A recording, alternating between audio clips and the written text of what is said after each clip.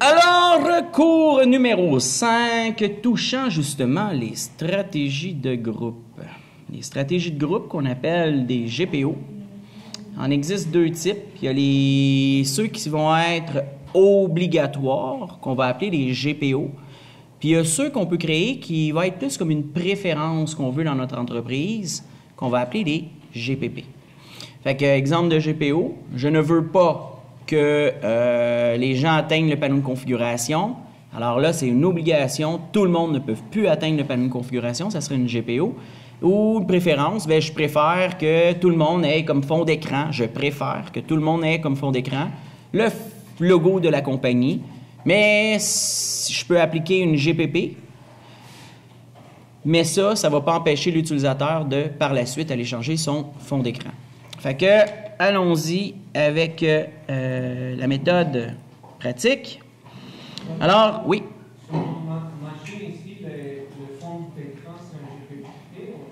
En fait, nous, ici, à l'école, on n'est pas dans un domaine. Il existe un... Non, c'est pas une clé de registre, c'est un logiciel de sysinternals qui va me venir, s'il te plaît, Conrad, s'il te plaît, suis ce que je vais dire. WinR, Regedit. C'est bon? Ça va être dans HK Local Machine, Software. Attends, parce que je suis en Chine virtuelle. Non, dans le réel, s'il te plaît, parce que je me rappelle. Ah, BG Info. Voilà, tu n'as pas besoin d'y aller. Ça s'appelle BG Info. Fait que ça fait exactement la même chose. C'est un petit logiciel qu'on peut rajouter sur notre image qui, lui, va s'assurer que ton fond d'écran change.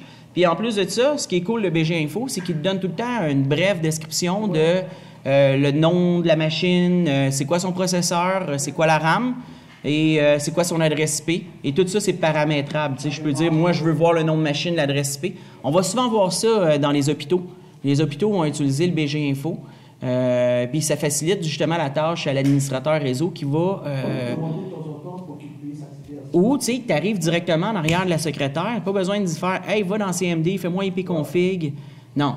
Tu arrives sur le bureau, tu vois son adresse IP. C'est beau, Ginette, je reviens, tu t'en vas dans ton bureau, tu t'en vas travailler sur ton ordi, tu peux te joindre à sa machine parce que tu as vu son adresse IP. Oui, c'est ça. Tu sais, c'est encore là peut-être un petit problème de sécurité aussi, parce qu'encore une fois, tu vas exposer à tout le monde, tu sais, qui peut voir le fond d'écran, dans quel réseau tu fais partie. Puis quelqu'un qui t'en veut vraiment, pourrait créer un verre informatique qui toucherait le réseau de l'entreprise en tant que tel. Je ne sais pas si vous me suivez, là. Là, je suis un peu dans mes parano, mais en informatique, il faut l'être, parano. Juste une autre question. Tu as dit que nous, à l'école, on n'est pas sur un domaine. C'est ça que tu as dit? Oui, à l'école, on n'est pas dans un domaine du tout. C'est quoi l'avantage ou le désavantage d'être justement dans un domaine? En fait, je vais me mettre sur pause. Parce que je ne veux pas nécessairement... Oui, parce que là, on est en train de... Je vais juste me mettre sur pause. Je vais répondre à ta question. C'est correct. C'est très intéressant. Mais je pense que les gens qui voulaient voir la vidéo ne s'attendaient pas nécessairement à voir ces questions-là. Fait que... Suspendre la présentation. Ah non, c'est pas celle-là. Reprendre. C'est celle-là ici.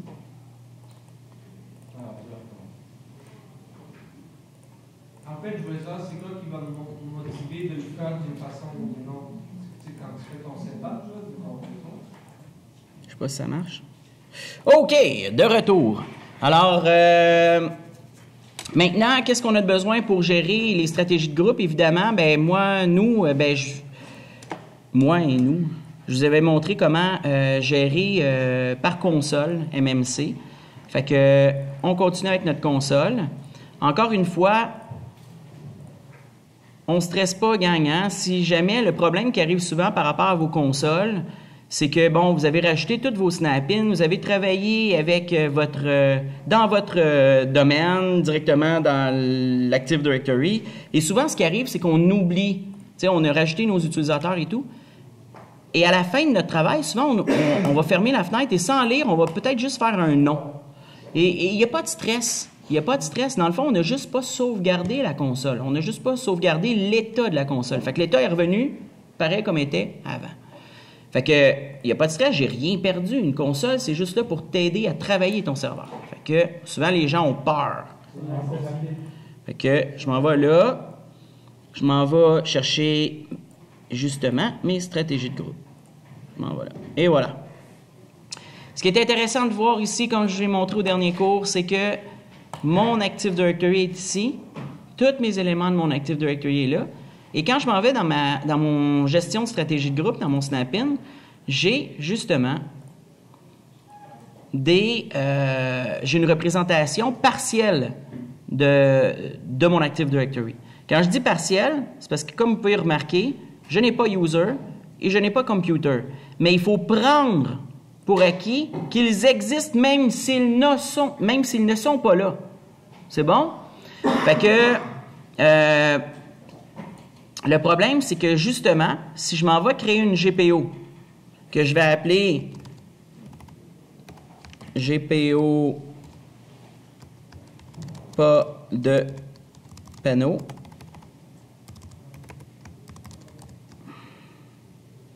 et que justement le but de cette stratégie obligatoire, c'est de, au niveau de mes utilisateurs, une stratégie, ce n'est pas une préférence, c'est obligatoire. Hein. Je ne sais pas si vous avez remarqué, GPO vont se situer ici, dans stratégie, et GPP vont être dans préférence. C'est bon, ça? Et à ce moment-là, ben, moi, je vais aller au niveau de mes paramètres modèle d'administration, panneau de configuration, et ici, ben, je peux justement interdire l'accès à mon panneau de configuration. Et là, le problème, c'est que si je m'en vais la mettre ici, bien, automatiquement, ça va venir s'appliquer aussi à moi. Regardez, moi, je suis ici. Je suis, comme vous pouvez voir, je suis l'administrateur. C'est bon? Fait que l'administrateur, il est où? Il est dans l'unité organisationnelle user, qui est l'unité organisationnelle native, qui s'appelle user. Et je suis là-dedans. Et le problème, c'est que dans stratégie de groupe, il n'apparaît pas. Mais il existe quand même. Fait que pour vous le prouver, je vais forcer la GPO. C'est bon? Regardez bien ce que je vais faire. WinR. Je vais aller dans CMD.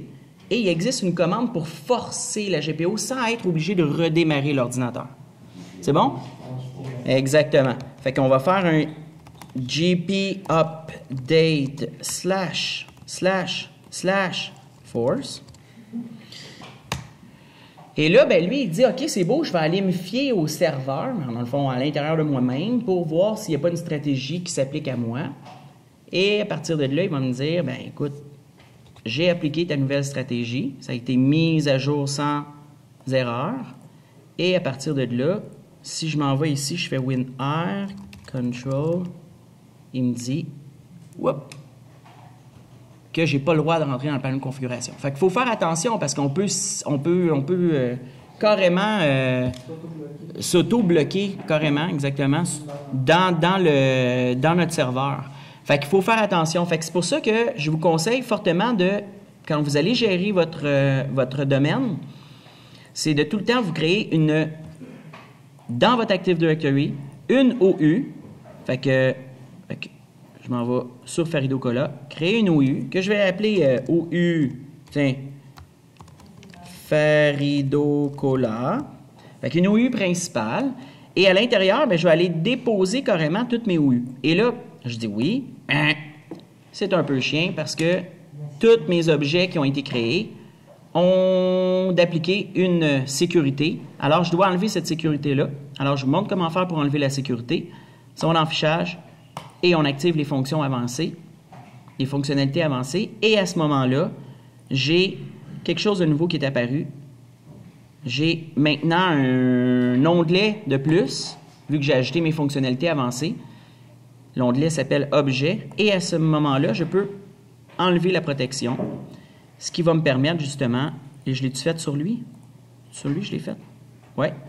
Fait que je vais enlever la protection sur chacune de mes OU. Pow.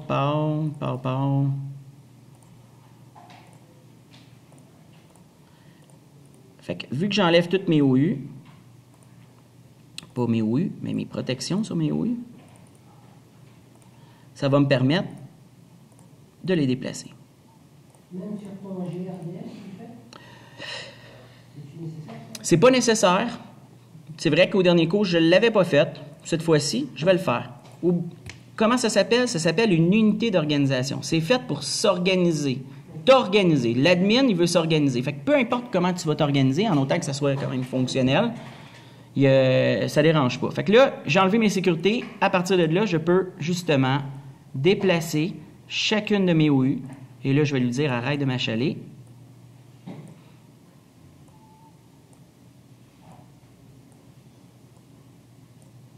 Voilà. Et là, maintenant, j'ai une unité organisationnelle principale contenant tous mes objets en lien avec la compagnie. Et ce que je vais faire maintenant, je vais aller au niveau de ma stratégie de groupe ici, au niveau de mon domaine. Et comme vous avez pu voir, malheureusement, Microsoft, c'est un peu déplorable, là, et l'affichage ne suit pas d'un snap-in à l'autre. Fait qu'il ne faut pas s'inquiéter, il ne faut pas dire « Hein, comment ça, là? » Non, c'est tout simplement que ça n'a pas suivi. Fait que je m'en vais ici, puis j'ai dit, ben, peu importe où je me mets, en autant que je sois dans mon snap-in, là, puis là, je vais lui dire « Rafraîchis ton affichage », parce qu'il n'a pas suivi, là. Je rafraîchis, hop, vous avez vu? Là, il se fie maintenant à l'Active Directory, parce que je suis rafraîchi. Et maintenant, ce que je vais faire, je vais prendre la GPO, je vais la déplacer. Et là, vous allez voir, ça ne fonctionne pas. Je ne peux pas déplacer de cette façon-là. Pourquoi? Comme vous pouvez remarquer, c'est un raccourci de l'objet de stratégie. Fait que celle-là, là, même si je la supprime, ça ne sert à rien. Elle existe encore. Où elle existe? Elle existe dans objet de stratégie. Toutes les stratégies que vous allez créer. Même si je l'ai, regardez ici, là, je vais en créer un autre, je vais l'appeler Emika. Vous avez vu, je l'ai créé où, là? Oh, je ne sais même pas où je l'ai créé. Je l'ai créé dans le comptable, vous avez vu? Si vous regardez, hop, il a créé un raccourci. Les vrais s'en vont toujours dans l'objet de stratégie. Et toujours, quand j'en crée une sur une OU, c'est toujours un raccourci du vrai objet. C'est bon, ça? Fait que ce que je vais faire, je vais supprimer celui-là. Et moi, ce que je veux, c'est pas de panneau pour tous mes utilisateurs de FaridoCola. Mais là, l'avantage de faire ça ici, c'est que, vu que je suis allé l'appliquer directement ici, ça ne vient pas toucher User. User il est à ce niveau-là. Si je m'en vais faire quelque chose dans FaridoCola, ça va toucher tous les enfants de FaridoCola et pas l'extérieur. C'est bon? Fait que là, j'ai appliqué ça. Regardez bien ce que je vais faire. Je vais juste WinR, CMD, GP Update. Ouais, c'était ça. Update /force pour y dire, hey, remets-toi à jour. Sinon, une méthode un peu plus longue, c'est redémarre ton PC. Il y a certaines stratégies qui vont t'obliger quand même à redémarrer l'ordinateur. Il y a des stratégies que ça va prendre 90 minutes avant de s'appliquer. D'autres qu'il faut absolument que tu redémarres l'ordinateur et d'autres qu'il faut que tu redémarres tout simplement la session. Mais habituellement, la plupart, si tu fais un GP Update /force, ça va fonctionner. Si tu fais un GP Update /force et que ta GPO ne s'applique pas, va avec la méthode 2, redémarre pour voir si elle ne va pas s'appliquer. Il y a des fois que c'est la méthode la plus drastique, c'est de redémarrer. Redémarrer ton client, j'ai mis un serveur. Ben oui, tout à fait. Plus les clients en tant que tels. Là. Le serveur, est-ce qu'il y a une GP qui porte par redémarrer le serveur, Ben en fait, si on veut redémarrer notre serveur, on va y aller avec la méthode forte là, qui est, je me rappelle même plus où, ça va être dans mon. Merci, je ne me rappelais même plus. Fait qu'on va redémarrer tout simplement. Alors, ça c'est bon. Non, c'est pas ça que je voulais. À partir de là, on va juste aller voir si, après avoir fait mon GP Update /force, qui me confirme que ça s'est exécuté et que ça s'est terminé sans erreur, on va juste voir si WinR Control, voilà, mon panneau de configuration est revenu, mais mes clients, eux, vont être bloqués. Tous les clients de ma compagnie. C'est bon, ça? Fait que ça, c'est une belle façon de gérer. Une autre chose qui est intéressante, c'est qu'il y a une stratégie qui existe par défaut dans notre serveur et il s'appelle Défaut Domain Policy. Moi, j'aime pas beaucoup travailler avec celle-là. J'ai vu des gens appliquer des GPO, justement, pas de panneau de config, ils vont travailler directement à l'intérieur de celle-là. Moi, dans ma tête, à moi, elle me sert principalement juste à mes mots de passe pour l'entreprise. Je l'utilise seulement que pour ça. Fait que dans le fond, mes sécurités de session, plus, là. Et justement, comme vous avez pu remarquer quand vous avez parti votre serveur, ça vous disait de changer le mot de passe parce que votre mot de passe était expiré. Comme j'expliquais, il faut faire attention, il faut avoir un juste milieu dans la sécurité. À tous les mois, c'est pas nécessairement bon. Fait que ce que je vais faire, je vais y aller, mettons, on va changer le mot de passe aux années, mettons. Fait que je vais aller dans mes stratégies. Et là, il faut que je me rappelle. C'est, oui. Dans paramètres de sécurité, stratégie de compte et stratégie de mot de passe. Et là, ben, on peut voir, c'est pas à tous les 30 jours, c'est à tous les 42 jours. Et là, ce qu'on va faire, je vais aller changer ça pour, mettons, 365 jours. Et toutes les années maintenant. Fait que là, si on peut voir, durée de vie minimale du mot de passe, 1 journée. Enregistrement, parce que là, ça va faire en sorte que l'utilisateur ne pourra pas changer 2 fois le mot de passe dans la même journée. Vous me suivez? Fait qu'il peut juste changer une fois dans la journée. Le lendemain, il rechangera s'il veut changer. L'utilisateur lui-même. Fait que celui-là ici, durée de vie minimale du mot de passe. C'est bon? Oui, l'utilisateur, il y a une possibilité de changer son mot de passe. On va voir comment plus tard.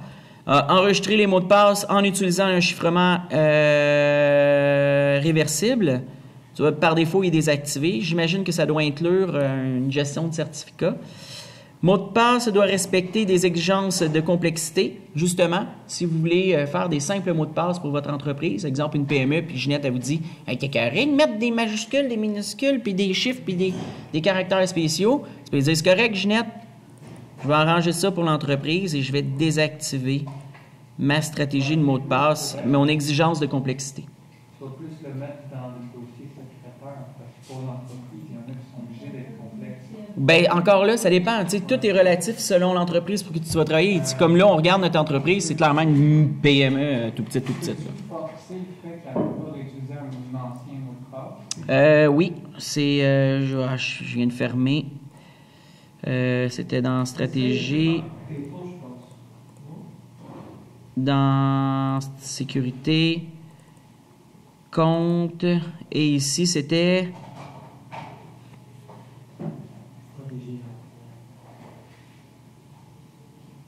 Conserver l'historique des mots de passe.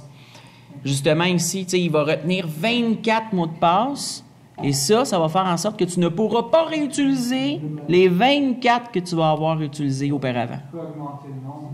C'est énorme. Fait que, tu peux dire, tu pourrais à la limite la désactiver. Celle-là, ça ne touche rien que le serveur. Non, celle-là, vu qu'elle s'applique au niveau de ton entreprise, vu qu'elle est en haut, ça s'applique au serveur et à tous les utilisateurs. C'est bon, ça? Fait que, on va fermer ça ici. On va revoir dans le... Peut-être pas dans cette vidéo-là, je vais vous montrer, parce qu'il y a quand même une différence entre des stratégies ordinateurs. Dans la gestion, là, il y a quand même une petite différence entre les stratégies ordinateurs et les stratégies utilisateurs. Et on va voir dans une autre vidéo c'est quoi la différence. C'est bon, ça? Yes. Le default domain policy, c'est pas que là, après, comme ça. Non, comme je disais, c'est justement une policy qui vient par défaut avec le serveur. C'est bon? Et c'est elle, justement, qui t'oblige à changer le mot de passe après 42 jours, puis de mettre un mot de passe complexe. Et là, maintenant, ben, j'ai enlevé, moi, présentement, j'ai enlevé la complexité de mot de passe. J'ai mis 365 jours pour l'expiration de mon mot de passe. Puis j'ai enlevé la conservation d'historique aussi. C'est ça que j'ai appliqué présentement pour toute mon entreprise au complet. C'est bon, ça? Super, hein? J'espère que ça va marcher parce que tantôt, j'avais un trouble. Chic.